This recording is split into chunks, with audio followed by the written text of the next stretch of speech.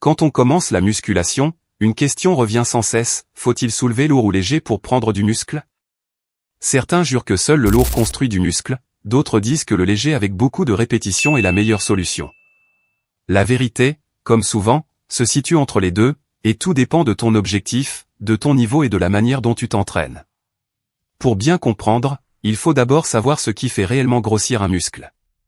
La prise de muscle repose sur 3 facteurs principaux, la tension mécanique, le stress métabolique et les micro-lésions musculaires. Soulever lourd et soulever léger peuvent tous les deux stimuler ces mécanismes, mais pas de la même façon.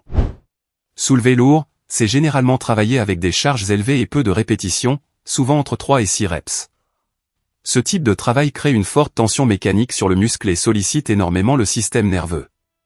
Il est très efficace pour développer la force, et cette force permet ensuite d'utiliser des charges plus lourdes à long terme, ce qui favorise indirectement la prise de muscle.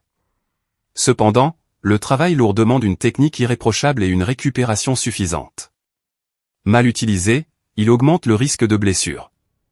À l'inverse, soulever léger, avec des charges plus modérées et plus de répétitions, souvent entre 10 et 20 reps, crée davantage de stress métabolique. La sensation de brûlure, la congestion et la fatigue musculaire sont plus importantes. Ce type de travail est excellent pour ressentir le muscle, améliorer la connexion cerveau-muscle et accumuler du volume d'entraînement. Il est aussi plus accessible aux débutants et moins agressif pour les articulations. Alors, lequel est le meilleur pour prendre du muscle? La réponse est simple, les deux.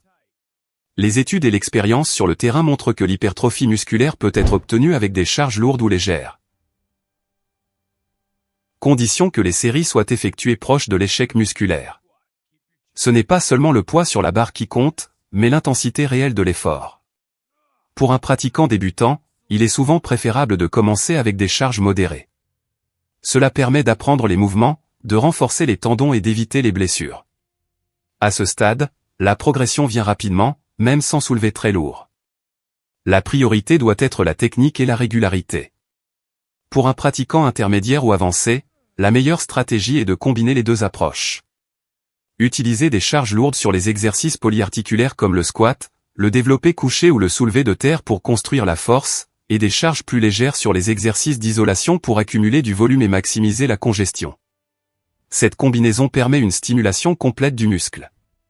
Il est aussi important de parler de la récupération. Soulever lourd fatigue énormément le système nerveux, tandis que le travail léger fatigue davantage le muscle lui-même.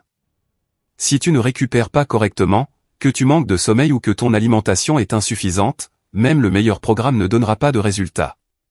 En réalité, la vraie erreur n'est pas de soulever trop lourd ou trop léger, mais de s'entraîner sans progression. Pour prendre du muscle, tu dois chercher à progresser avec le temps, plus de répétitions, plus de charges, meilleure exécution ou plus de contrôle.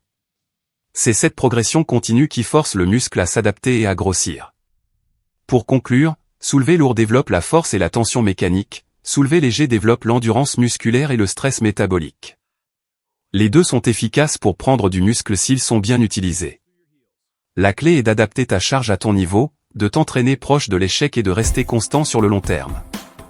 Abonne-toi dès maintenant, active la cloche et rejoins une communauté.